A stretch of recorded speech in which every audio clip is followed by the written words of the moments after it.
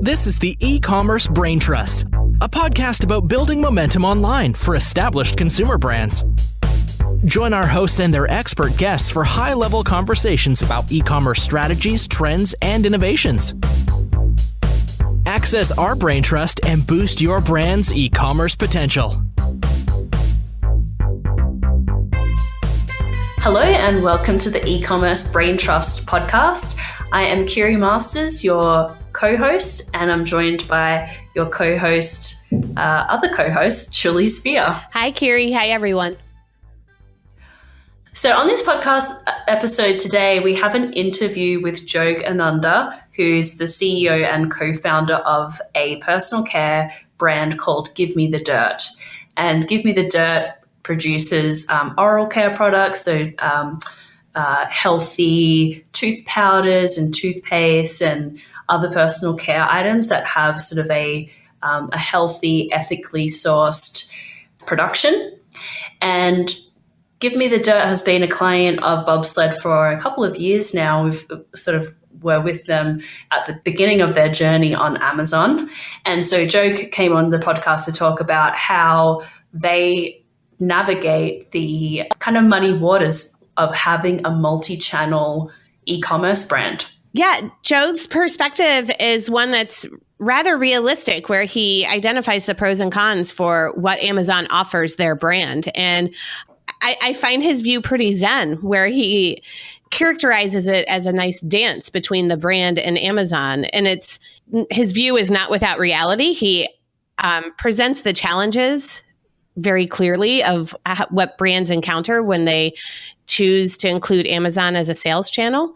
But it's the way that he characterizes it, I think, embraces what a lot of brands struggle with when they're trying to determine if Amazon is a legitimate option for them when they're looking to build out their brand.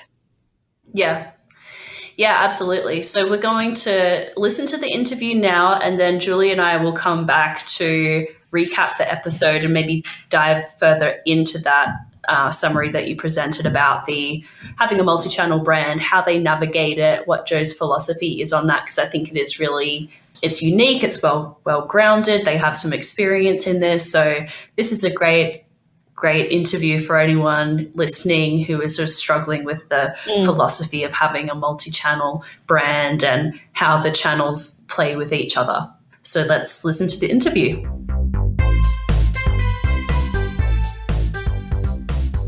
So we have Johg Ananda on the podcast today. Johg what's your position at The Dirt, Johg? Co-founder and CEO. Fantastic. And so The Dirt is a lifestyle consumer products brand and a client of Bobsled.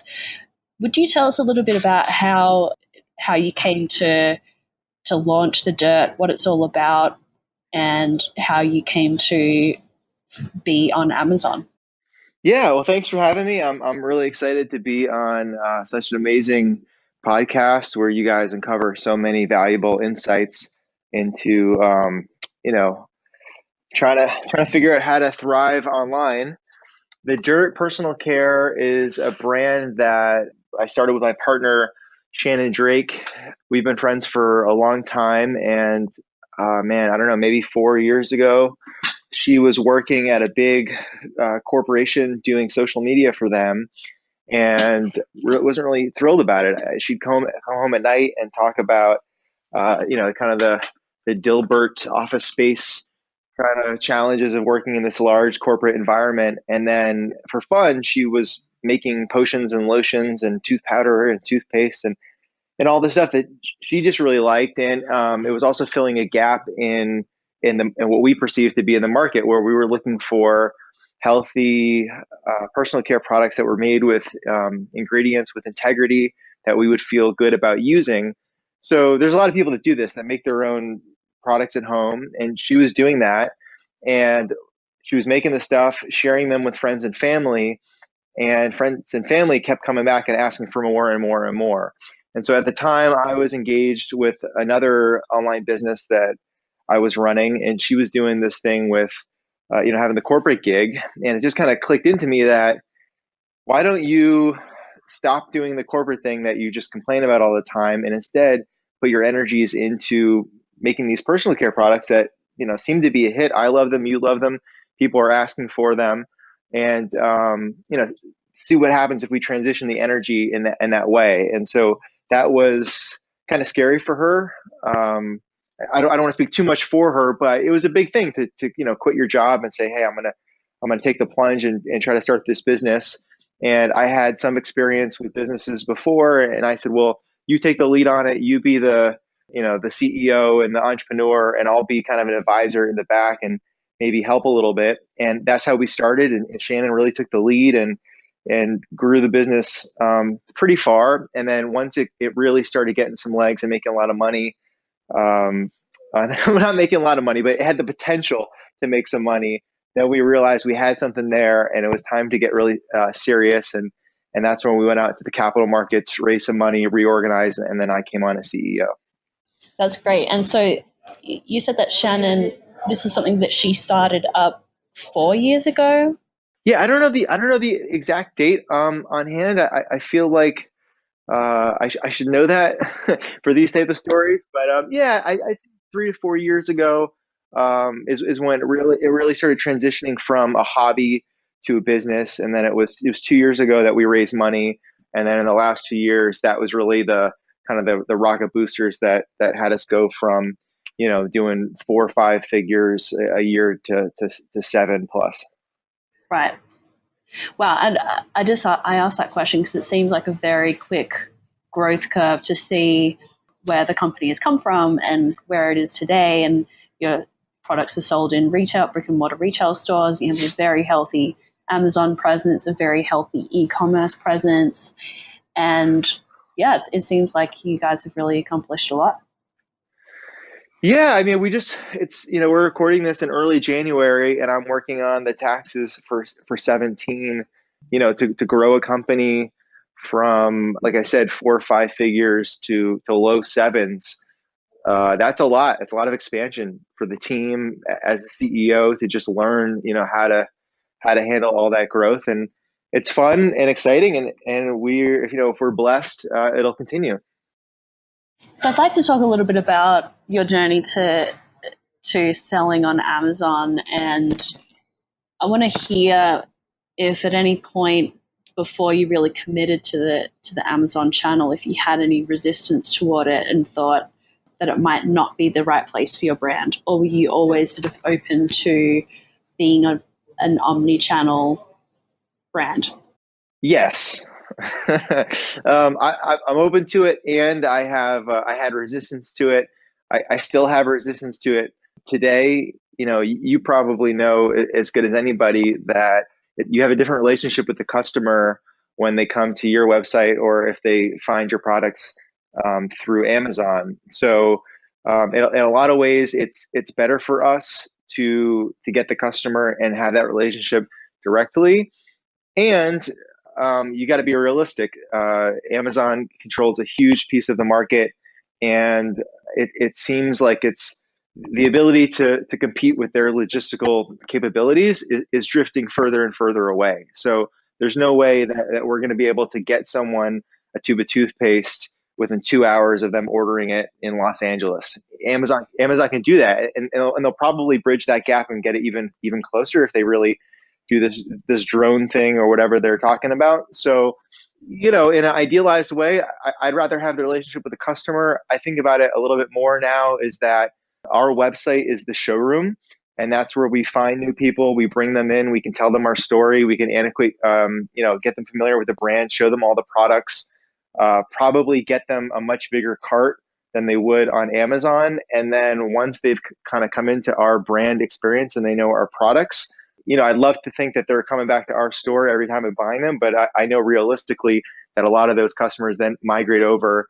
and they'll just use the Prime logistical service to reorder our products. So it's kind of like I'm thinking about it more in terms of two pieces that are dancing with each other than two things that are fighting each other. Yeah, that's really interesting. I'd really like to dig further into your philosophy on that because it sounds like it may have changed a little bit over time. And I'm particularly interested to hear more about the relationship as you see it between the two channels, because I think a lot of brands have a perception that there will be ultimate cannibalization, and whatever leverage that they had through their own channels is going to be lost when they start selling on Amazon. But it can also be viewed as a discovery channel as well, because there's going to be a lot of prime customers who would feel more comfortable trialing your products in the first place by ordering on Amazon, because they know what the experience is going to be like. They know it's going to arrive. They have faith in the platform before they have faith in a brand, in some cases. So, like you said, you can't really neatly segment those two customers and expect them not to muddy and merge for different customers at different points in time. But what else have you seen in terms of those marketing initiatives? And I know you guys spend a lot of time on social media and those online marketing channels. To what extent do you see your Amazon sales be affected by what you're doing in other channels? Yeah, well, I think both things are true. Is that there's a much lower transaction cost for someone to get your product on Amazon, and Amazon can function as a discovery engine, and Amazon's going to cannibalize. So both things are true. I don't know that it's one or the other. I mean, I can think of numerous times. Even last week, I met someone. I was talking to them. What do you do? I said, oh, we have this brand and da da da. And while I'm talking to them, they pull out their phone. They go to Amazon. They pull up. It was our lip balm was what we were talking about. And as I'm sitting there, just kind of answering their question, they've already ordered it. Because they've got the Amazon app and they don't have to authenticate, and they just boom and they got it. And then before I finished the sentence, they ordered two more things. I love our website. Oh, you must be quite the salesperson. In person, I'm pretty good. I love our website. Our website is great, but almost no one can do that. No one can whip out their phone and just while they're talking, having a conversation, have their thumb dance across a glass screen and order 3 or 4 of our products and transmit all of that billing and shipping information. So that's the reality is that Amazon enabled that person to become a customer right then and there.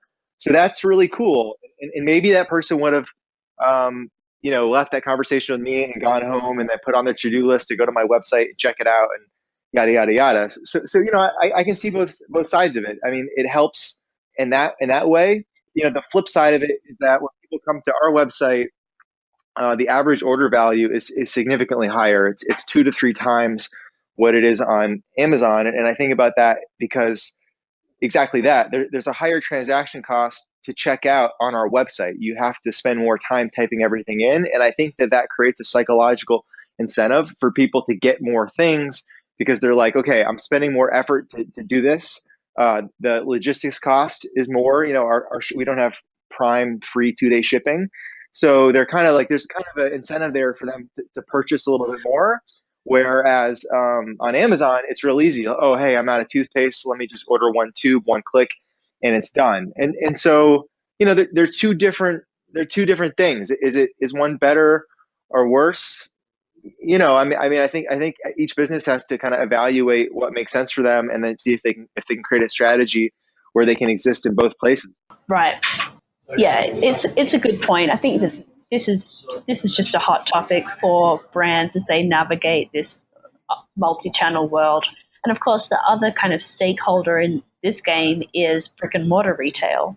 And so, as I understand it, you do sell to brick and mortar retail stores, and I'm curious to find out what their perception of your omni-channel presence is, particularly as it pertains to Amazon, because there's often a very tenuous relationship between brick and mortar retailers and Amazon. Yeah, so we're in about 1,000 brick and mortar locations, and I'm very glad we're a brand and we're not a brick and mortar location, just in terms of the large horizon and kind of what's coming forward. What we're hearing from a lot of brick and mortars is they want to have some way to compete on price against Amazon. So that can either be some kind of incentive or some kind of product that isn't on Amazon. They're looking for an angle to have a unique selling proposition that only they can offer, or at least that they can be at least have the same pricing as Amazon, so that if someone's in the store and they pull out their phone, it's not like it's more convenient and it's cheaper for them to go onto Amazon. Yes, I mean that's pretty much the is what we're hearing really is just really a lot of price sensitivity from the brick and mortar, because people are walking in and they're price shopping on Amazon right there. Right. And looking out into the future and looking at the dirt and your omni-channel strategy there, what do you see as being your primary channel? Or what do you even see as right now? Well, like I said, I go back to the showroom concept, because on a revenue basis, I wouldn't say there's a real clear winner, and it kind of fluctuates as to whether we're doing more on the web side versus Amazon, and that's kind of a dance. So there isn't like a clear favorite or a clear winner. It's just really understanding like what are the strengths and opportunities in each channel. So on the website, you can totally, I mean not totally, but you have so much more control of the experience, and you aren't having competitors advertised on your on your site, and you can educate more, and you can add more value, and you can offer maybe like more combinations and discounts and things that you can't just do on Amazon. So for people to be successful, I think you've got to really understand like what that difference is for your brand, and then see what you can offer there. Because if you're just gonna throw up a Shopify default theme and list your products, if that's just what you do, and you just have a checkout and having it, even if you have free shipping, you're still more expensive than going on Amazon, because people already have all the Amazon stuff set up. So even if on a price level you have parity, from a transaction cost perspective, you're still more expensive than Amazon. So you're going to lose there if you're listed in both places. So I think maybe that's some of the frustration people have is they're not taking this higher view of thinking about like, what can we do on our website to differentiate and add more value for the customer than we can do on Amazon, which is just this logistical commodities platform. And so I would say education, different specials, maybe offering certain products that you don't put everything on Amazon. So have some reasons for people to go to your website to get their information, get the customer contact information, so you can have a relationship there. And then also, make peace with the fact that people are going to go to Amazon and go repurchase there, once they've kind of discovered you. Or I'm sure it happens too. People go to our website, they discover our content through social media, or maybe an ad or an article, or someone links. They hit our website, they take a look, and then they go over to Amazon. They say, "Hey, is this carried there?" Oh, it is. One click, and they purchase it. And I've done that for other products too. So it's just kind of being realistic about what's happening, and then having a strategy. And Bobsled's been a really good partner for us in terms of thinking about what is the Amazon strategy? How do we go to that market, and how do we be successful there and take advantage of all the different promotions? And there's just a lot of stuff. There's a lot on Amazon to even wrap your head around there. When we're talking about thinking about the website and what you can do, there's stuff you can do on Amazon that you got to really put a lot of energy, or have a firm like you guys to go in there and really understand what the potential is, and then go set up and execute on all these offers. And then with Amazon, they're changing it. Every 6 months or every year, they've got a new thing. So it's a big effort to stay apprised of what the possibilities are there. Yeah, it's a great point. You're really looking for excellence in every channel that you're dedicated to. And just to go back, you made a couple of really good points about differentiating on your e-commerce channel with content. And when I go to your website, I'm seeing things like, very extensive product information, videos, lots of reviews from customers, and to different degrees, those things can be somewhat replicated on Amazon, but it isn't the same experience. You can get more creative with promotions and contests and things like that, get people engaging with your social media. The other thing that you mentioned that I think is a really great point to elaborate more on is having a unique selection on your e-commerce channel. So maybe you have some unique products that are only available people who shop direct, and you have your core product set, or a product set which is more economical to sell on Amazon, things that are lighter, packaged in lighter packaging, more suitable for being in an Amazon environment versus being at your own facility where you have more control over that. And then piggybacking off that, there is the packaging experience as well. When you're fulfilling your own orders, some companies, they put like a handwritten thank you note in from the person that packed their order, and that's not something that Amazon is ever going to be able to do. Well, you can kind of cheat it. So we've thought about that too. Amazon wants a lot of things in poly bags with an ASIN on it.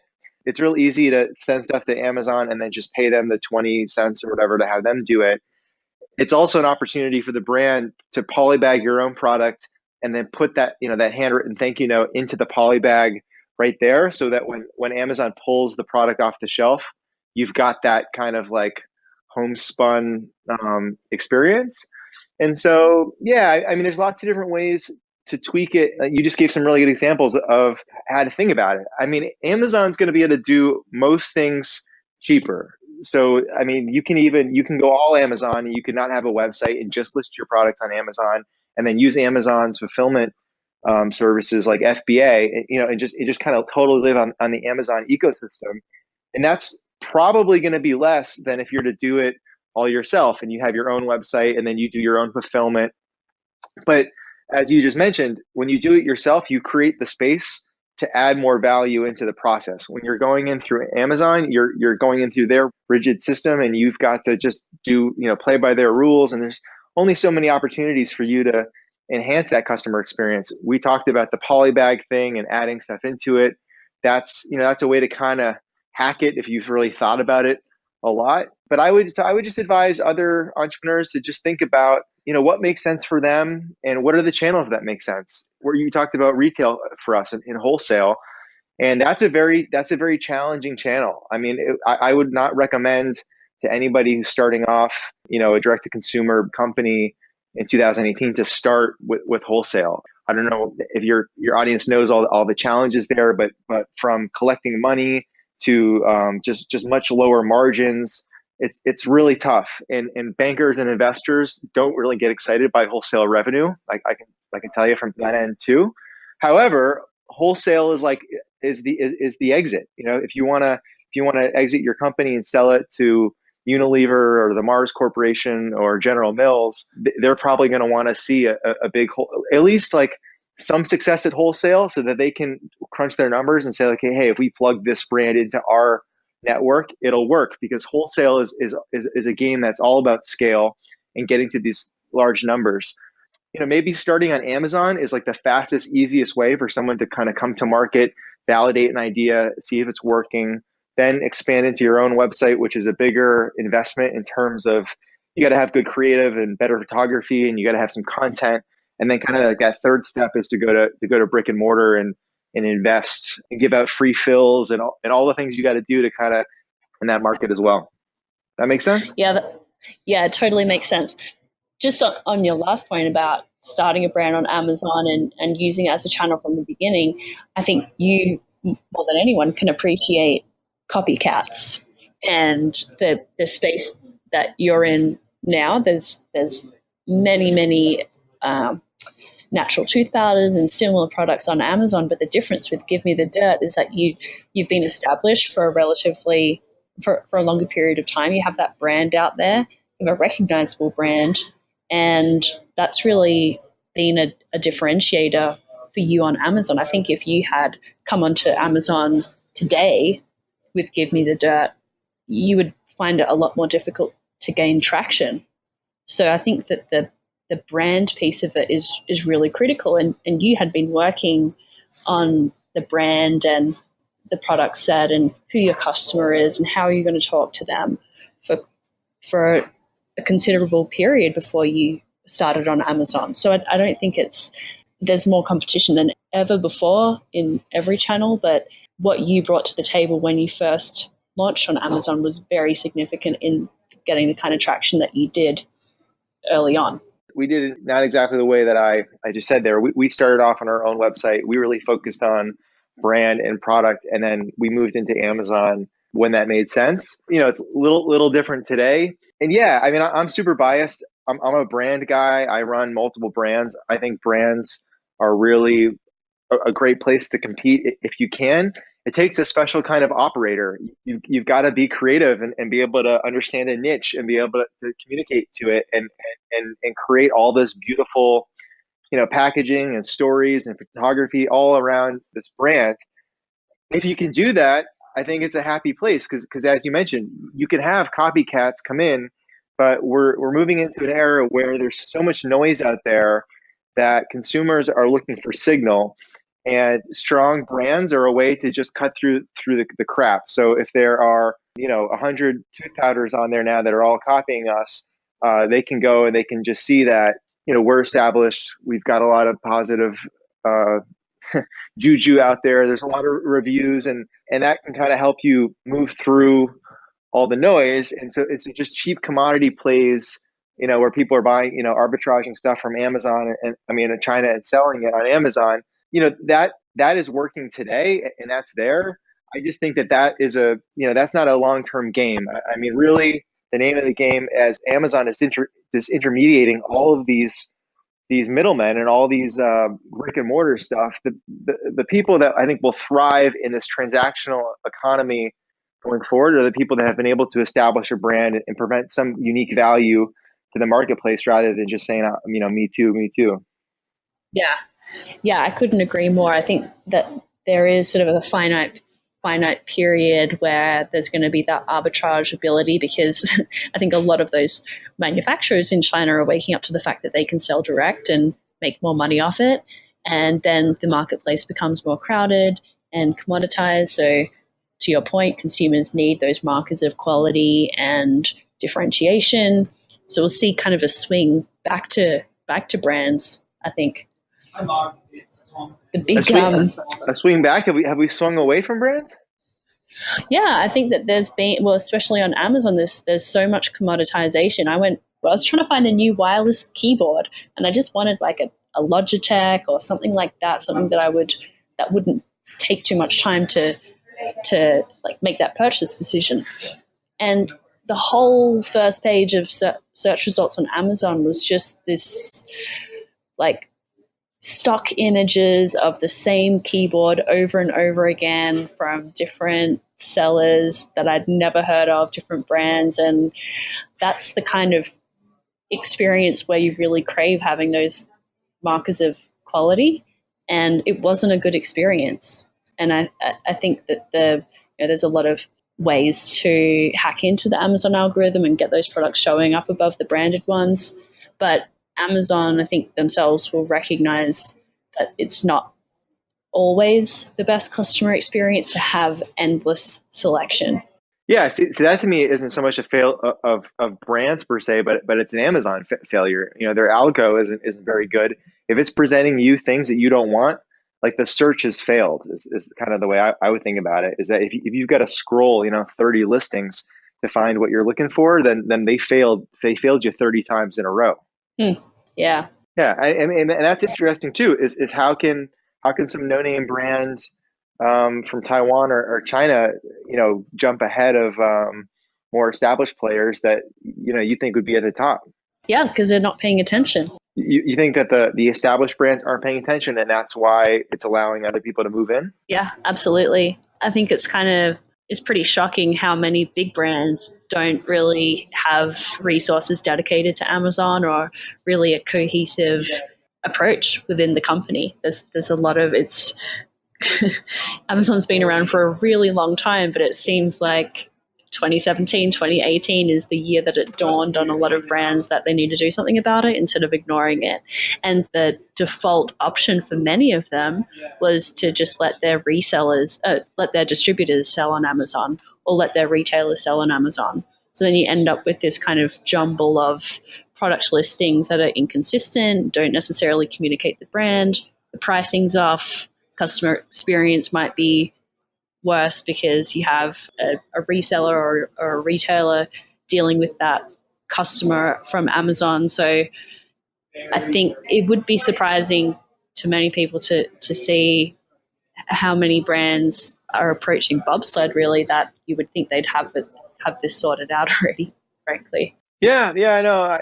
I believe it. I mean, and Amazon's taking strides to help brands now, but the way that it has been, and you're definitely more of an expert than I am on this, but the way that they've allowed, because of the first sale doctrine, to really let anybody go in and just sell a branded product.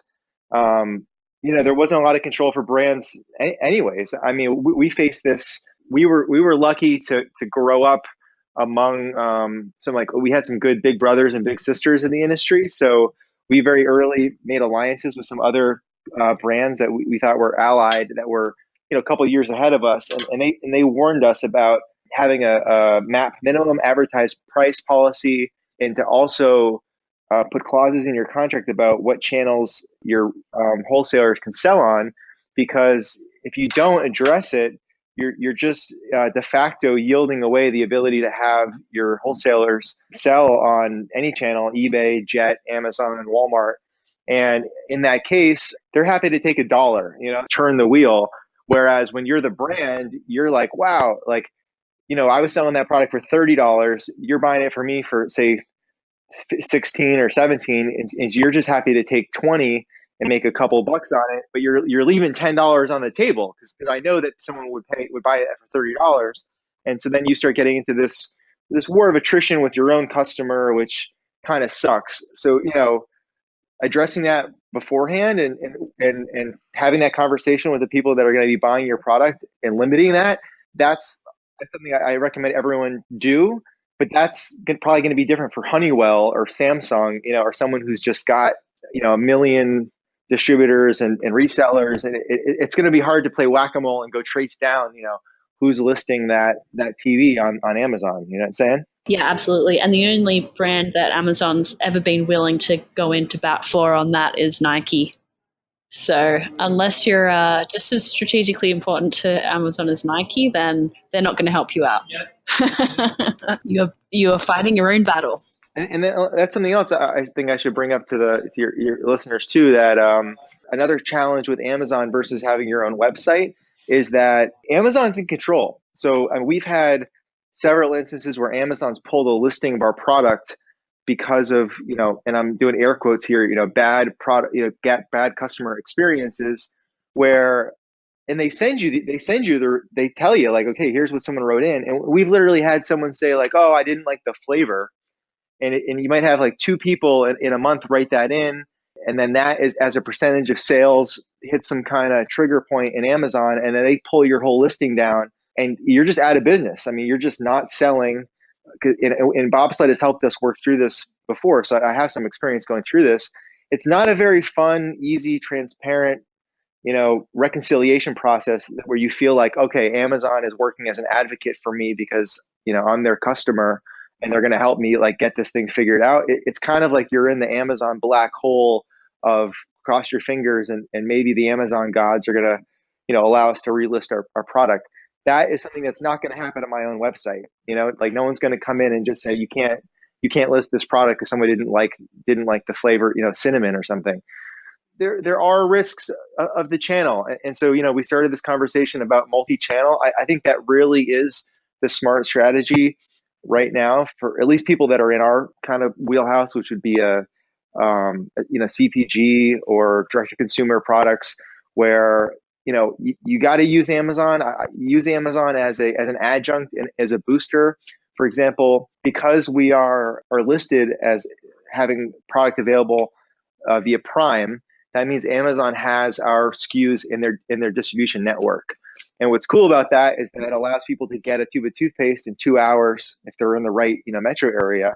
But we can also very easily fulfill our own website retail orders through the FBA network. And so we use that as like a surge overflow protection. So for example, I'm going to use dummy numbers, but let's just say that we get 50 orders a day on average at the office, and our maximum capability is like 100 orders a day is how many we could fulfill comfortably. And then on Valentine's Day is coming up. Let's say we get 200 orders in that day. Well, then if we want to hit our service level and get everything out the door, then what we might do on that day is the first 100 orders that come in, we just push those over to FBA, let Amazon ship those 100 out, and then we'll do the 100 that we can maintain. And that way we can still provide great service to our customer. I'm not ready to surrender our whole fulfillment capability to Amazon and kind of move all the eggs into the basket. But that's a way, I think, to use it, intelligently and smartly where it's helping and adding value and helping the business grow versus yielding everything to them and then just being subject to the whims of Amazon. So it's that kind of strategy of where you got to kind of think about, okay, it's like the federal government, there's this big player out there that's going to take their tax, and you just got to figure out, like, how can you coexist with them in a way that makes you stronger versus making you weaker. Yeah, that's a great point. And I think this sort of brings our conversation full circle on the multi-channel topic. So I want to thank you for coming on the show and imparting your knowledge and journey. And so for people who are listening to the show and curious about the brand, Give Me the Dirt, where should they go, and where can you point people to learn more about yourself and your company? Yeah, so givemethedirt.com is our website. Go there and buy the stuff from us. Or if you go to Amazon, you can find us if you put in dirt tooth powder or dirt toothpaste. We come up to the top as long as your Chinese friends aren't pushing us down, 20 pages because they had to hack the algo. But with Bobsled, we do a great job of staying up on top. We've got at Give Me the Dirt on Instagram. I think we are the Dirt Personal Care on Facebook, and I'm at Johg Ananda, JOHGANANDA on Instagram and Twitter. Great. Thank you so much again, Johg. It was great talking with you. You got it. And also, if anyone from here wants to go place an order, if they use the code Bobsled at checkout, they'll get 20% off. Oh, wow. Yeah. So hopefully we'll get a couple new people trying out our products. Thank you so much for this opportunity. And I'm very thankful that you give a voice to the entrepreneurs that are, making the economy work and creating jobs and innovating, because it's very important. Yeah, thank you. It's great for everyone to hear where the others have come from, what their journey has been. There isn't a clear path.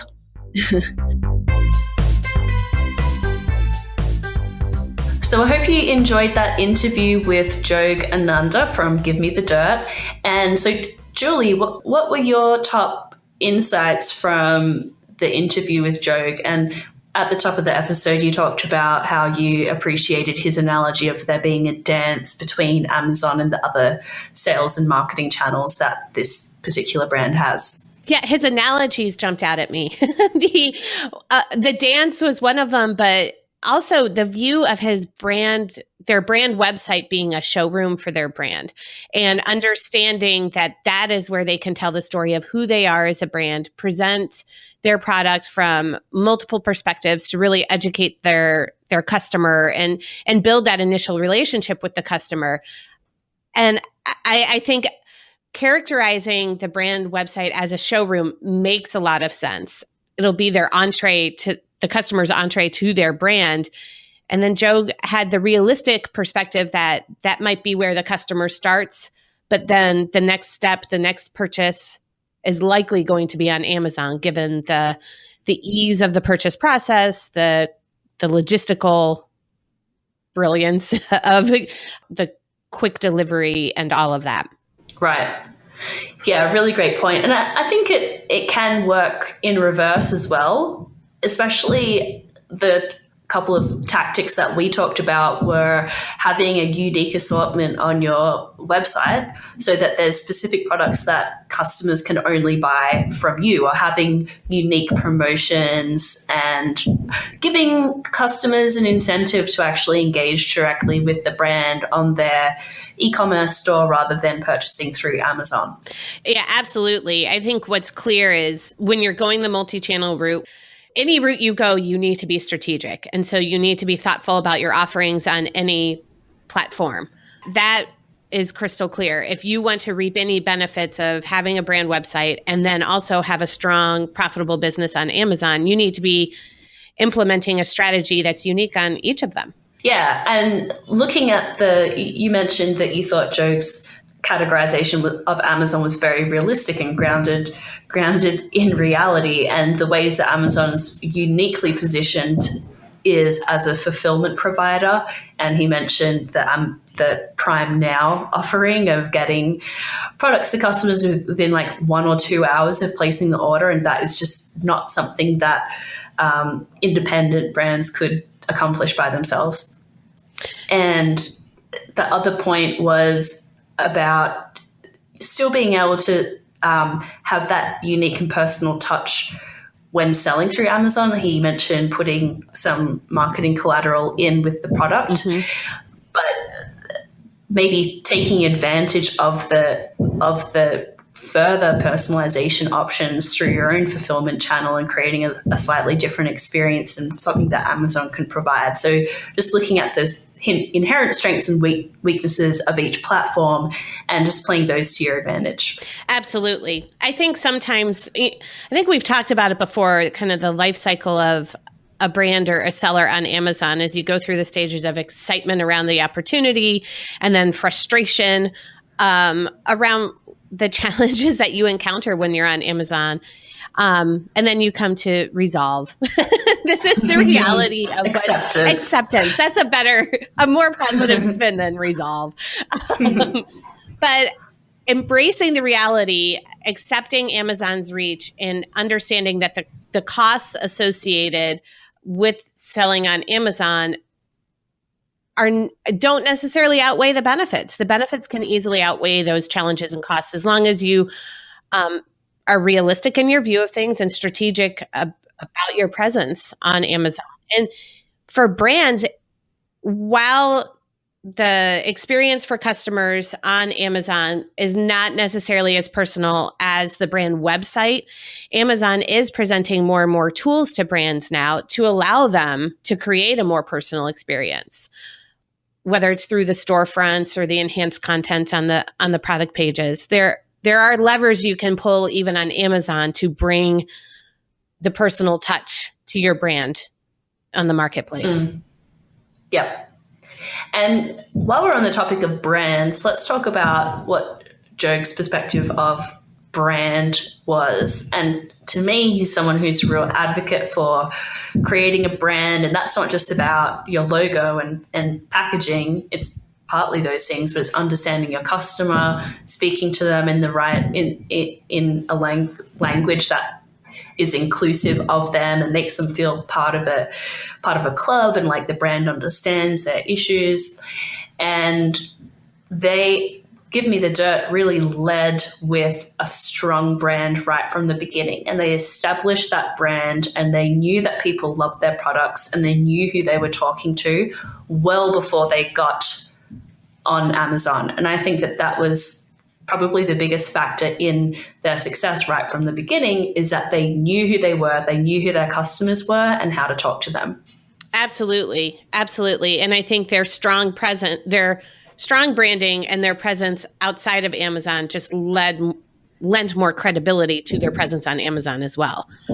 Establishing yourself as a brand, having that presence outside of Amazon, and then taking the time to be clear about your brand on Amazon as well is really important as when you're a new seller.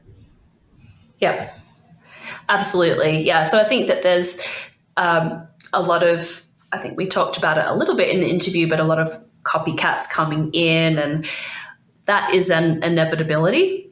So what can brands do to protect themselves against that? The answer is there's always going to be copycats, but the stronger your brand is, the more that you engage with your target audience, the more that they know who you are and accept your brand as being relevant to them, then you're going to have more defensibility when working in a very crowded marketplace like Amazon, which is full of opportunistic competitors. Yeah, absolutely. The starting point for this, I'm hearing, if we're to distill it down to a single point, is establish your brand, be clear on your brand, be strong in that, and then you can grow on Amazon. Yeah, absolutely. And I think that brand and the defensibility of it means that Johg is able to be objective about each of the channels because he has that foundation. Great. Anything else to add from your side, Julie? No, I think that kind of covers it. It was a really interesting interview, and I'm glad that Johg took the time to come on and talk with you about the Dirt's experience as they expanded into Amazon. Yeah, and more to come, hopefully. I think that they're definitely an ambitious company and want to do more and more products and markets. So hopefully we can do a follow-up episode with Give Me the Dirt and see what strategic plays they will make over the next couple of years. Do a Where Are They Now kind of episode. That's a great idea. Yep, love it. Let's schedule it in. All right, thanks, Julie. Thank you.